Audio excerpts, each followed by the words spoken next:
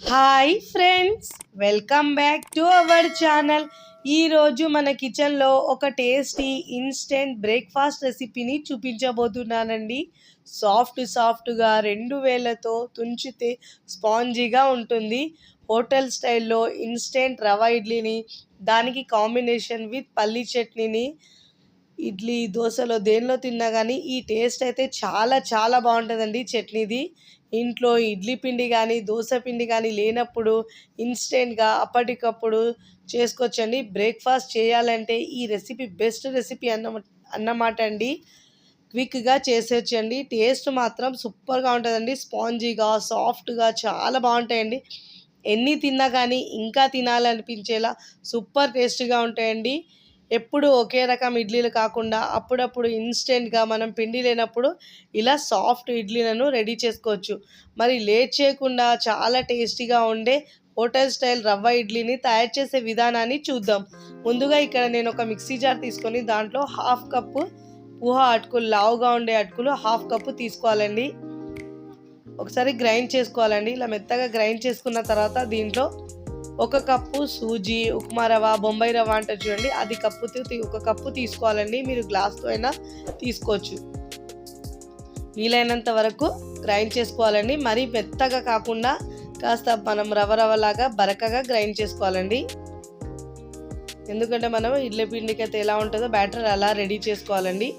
అదే కప్పుతో, ఏ కప్పుతో అయితే మనము రవ్వ తీసుకున్నామో అదే కప్పుతో 1 కప్పు పెరుగు తీసుకోవాలండి. టేస్ట్కి సరిపోయినంత ఉప్పు వేసుకోవాలి.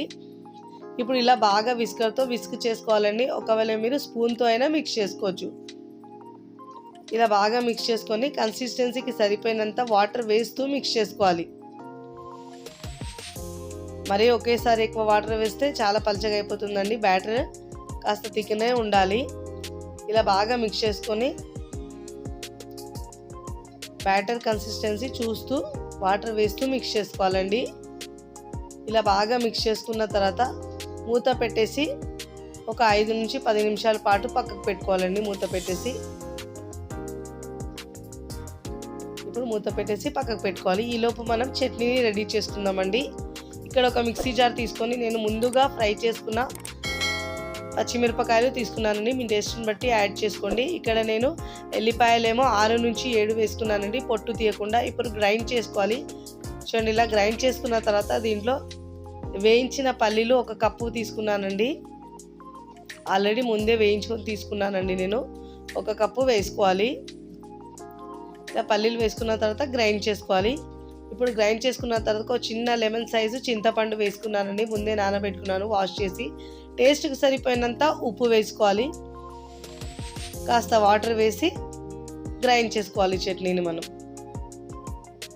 మీరు కావాలంటే దీంట్లో పచ్చి కొబ్బరి అయినా యాడ్ చేసుకోవచ్చండి, పుట్నాలైనా వేసుకోవచ్చు. ఇలా గ్రైండ్ చేసుకున్న తర్వాత ఒక బౌల్లోకి తీసుకోవాలి చట్నీని. మీరు అవసరాన్ని బట్టి వాటర్ యాడ్ చేసుకోండి. నేను ఇక్కడ మిక్సీ జార్ కడిగి ఒక 1/2 కప్పు దాకా వాటర్ వేసుకున్నానండి. ఇక్కడ పోపు పెట్టుకున్నాను చట్నీకి. 1/2 టీ స్పూన్ జీలకర్ర, ఆవాలు 1/2 టీ స్పూన్, కరివేపాకు ఒక 4-5 వేసుకోవాలండి. ఒక 2 టీ స్పూన్ల ఆయిల్ వేసి పోపు పెట్టుకోవాలి. మనం ఎలా చట్నీకి పోపు పెడతామో అలా పెట్టుకోవాలి. చూడండి, ఇక్కడ ఒక 10 నిమిషాలు అయిపోయిందండి. బ్యాటర్ కాస్త థిక్ అయింది.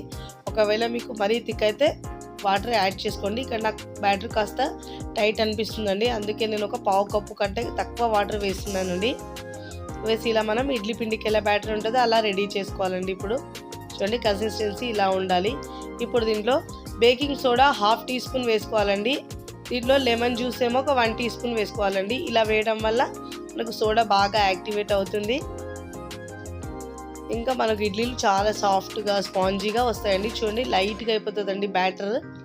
ఇలా బాగా మిక్స్ చేసుకున్న తర్వాత ఇక్కడ నేను ఇడ్లీ ప్లేట్లు తీసుకున్నానండి. ఇలా ఇడ్లీ ప్లేట్లు తీసుకున్న తర్వాత ఆయిల్తో గ్రీస్ చేసుకోవాలండి. మీకు నచ్చితే ఒకవేళ మీరు నెయ్యి అయినా అప్లై చేసుకోవచ్చండి. ఇలా అప్లై చేసుకున్న తర్వాత బ్యాటర్ని బాగా మిక్స్ చేసుకొని ఇప్పుడు బ్యాటర్ని వేసుకోవాలి. ఒక 2 స్పూన్ దాకా నేను బ్యాటర్ వేస్తున్నానండి. ఇలా అన్నిట్లో బ్యాటర్ని యాడ్ చేసుకోవాలి. ఇప్పుడు వేసుకోవాలండి దీంట్లో బ్యాటర్ని. ఇలా బ్యాటర్ మొత్తం వేసుకున్న తర్వాత నేను ఇక్కడ ముందు స్టవ్ మీద ఇడ్లీ పాత్ర పెట్టుకున్నానండి. ఒక గ్లాస్ వాటర్ వేసి బాగా బాయిల్ చేసుకున్నాను. ఇప్పుడు ఇడ్లీ ప్లేట్ దీంట్లో పెట్టేసి ఇలా అన్నిట్లో ఇలా వేసుకున్న తర్వాత పిండిని మనం మూత పెట్టేసి ఒక 10 మినిట్స్ పాటు ఉడికించుకోవాలండి మీడియం ఫ్లేమ్లో. చూడండి ఒక 10 మినిట్స్ తర్వాత పైన తడి ఆరిందో చూసుకుంటూ వేసుకోవాలండి. ఇలా మూత పెట్టేసి మనం కొంచెం ఓపెన్ ఉంచేసి స్టవ్ ఆఫ్ చేసుకోవాలండి. ఒక 2 నిమిషాలు చల్లారిన తర్వాత ఈ ఇడ్లీని మనం తీసేసుకోవాలి స్పూన్తో ఇలా ఈజీగా. చాలా సాఫ్ట్గా ఉంటాయండి. ఫస్ట్ టైం నా ఛానల్ చూస్తున్న వాళ్ళు నా ఛానల్ని సబ్స్క్రైబ్ చేసుకోండి, లైక్ చేయండి, పక్కనున్న బెల్ ఐకాన్ని ప్రెస్ చేయండి. ఇలా ప్రెస్ చేయడం వల్ల నేను పెట్టే వీడియో నోటిఫికేషన్ ముందుగా మీ హోమ్ పేజ్కి వస్తాయండి. చూడండి ఇలా ఇడ్లీని తీసుకొని మనం ఇక్కడ నేను హాట్ పాట్లోకి తీసుకుంటున్నానండి. వేడిగా ఉంటాయండి ఇడ్లీలు. మనం ఇలా హాట్ పాట్లోకి తీసుకుంటే చాలా టేస్టీగా ఉంటాయండి ఇడ్లీలు అయితే.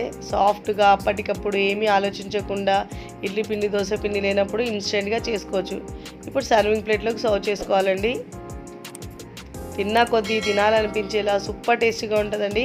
ఉప్మా రవ్వ ఇష్టం లేని వాళ్ళకు ఇలా మనం ఇడ్లీ చేసి పెడితే చాలా ఇష్టంగా తింటారండి. అంత రుచికరంగా ఉంటాయి ఇడ్లీలు, స్పాంజీగా సాఫ్ట్గా ఉంటాయి. పిల్లలైతే చాలా ఇష్టంగా తింటారండి.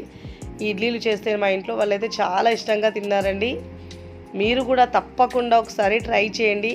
ట్రై చేసి ఎలా కుదిరిందో నా కామెంట్ ద్వారా తెలియచేయండి. చూడండి ఇడ్లీ తించితే తెలుస్తుంది లోపల నుంచి ఎంత స్పాంజీగా సాఫ్ట్గా వచ్చింది. వీడియో నచ్చితే లైక్ చేయండి, ఫ్రెండ్స్ ఫ్యామిలీకి షేర్ చేయండి. మరికొన్ని టేస్టీ సింపుల్ క్విక్ రెసిపీస్ కోసం టీ కిచెన్ని సబ్స్క్రైబ్ చేసుకోండి. Thanks for watching.